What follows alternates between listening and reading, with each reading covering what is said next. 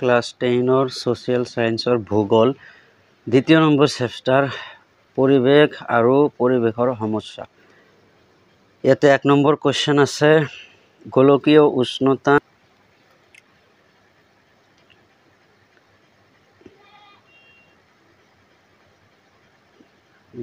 উষ্ণতা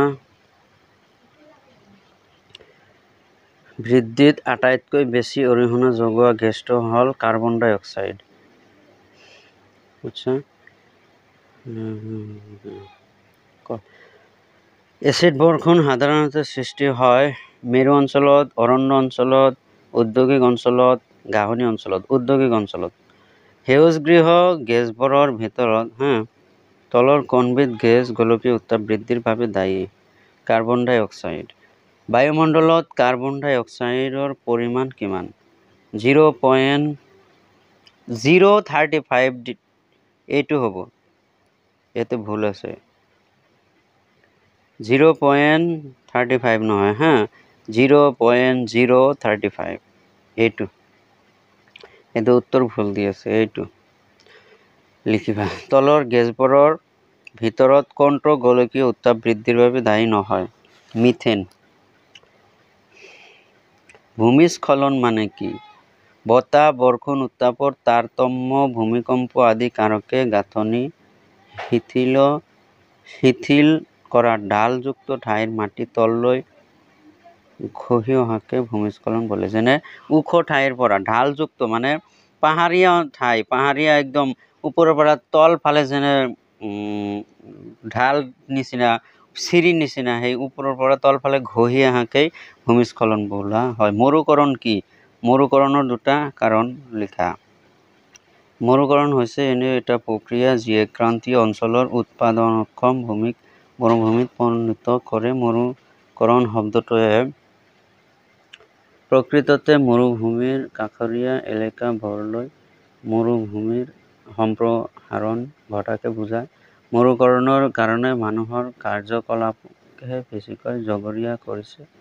মানুহৰ কাৰ্যকলাপৰ ভিতৰত অত্যাধিক পশুচাৰণ, অভাৰ গ্ৰেজিং, কৃষিৰ প্ৰসাৰ আৰু বননি ধ্বংসই প্ৰধান। এতিয়া প্ৰদূষণ কি? ইম্পৰ্টেণ্ট কুৱেশ্চন দি আছো, ইয়াৰ পৰা কিন্তু আহিব। প্ৰদূষণ কি? বায়ু কেনেকৈ প্ৰদূষিত হয়? লিখা। এইটো কমন পৰিব পাৰে, ভালকৈ পঢ়ি যোৱা। কমন পৰিব পাৰে। অনিষ্টকাৰী দ্ৰব্যই পৰিৱেশ বিনষ্ট কৰা প্ৰক্ৰিয়াকে সহজ কথাত পলুশ্যন বুলি ক'ব পাৰি। বায়ুত বিনষ্টকাৰী পদাৰ্থ মিহলি হৈ বায়ুৰ প্ৰদূষণ সৃষ্টি কৰে। প্ৰাকৃতিকভাৱে বা মানুহৰ দ্বাৰা এনে প্ৰদূষণৰ সৃষ্টি হ'ব পাৰে। আগ্নেয়গিৰিৰ উদগীৰণ, প্ৰাকৃতিকভাৱে হোৱা হাবি বননিৰ অগ্নিকাণ্ড, জৈৱ আৰু অজৈব পদাৰ্থৰ অৱক্ষয় আদিৰ ফলত প্ৰাকৃতিকভাৱে বায়ু প্ৰদূষিত হ'ব পাৰে। গোলকীয় উত্তাপ বৃদ্ধি কি? গোলকীয় উত্তাপ বৃদ্ধি কিদৰে ৰোধ কৰিব পাৰি? লিখা। এই যে আজিৰ দিনত যে গৰম দি আছে, ৰ'দ দি আছে, এইটোই গোলকীয় উত্তাপ। বুজিছা? এতিয়া কিতাপত কি আছে চোৱা।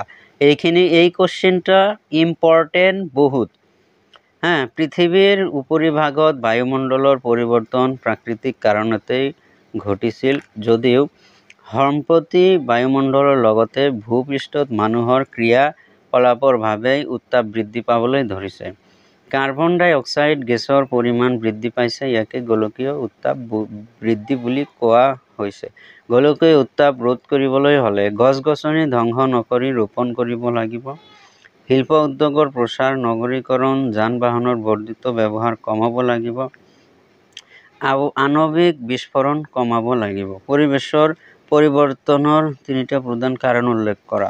পৰিৱেশৰ পৰিৱৰ্তনৰ 3টা প্ৰধান কাৰণ হৈছে জনসংখ্যা বৃদ্ধি, ঔদ্যোগিকৰণ, যাতায়াত পৰিবহনৰ পৰিৱৰ্ধন।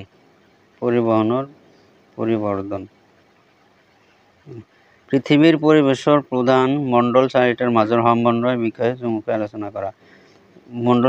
পৃথিৱীৰ পৰিৱেশৰ প্ৰধান 4টা মণ্ডল: স্থলমণ্ডল, জলমণ্ডল, বায়ুমণ্ডল আৰু জীৱমণ্ডল পৰস্পৰ নিৰ্ভৰশীল।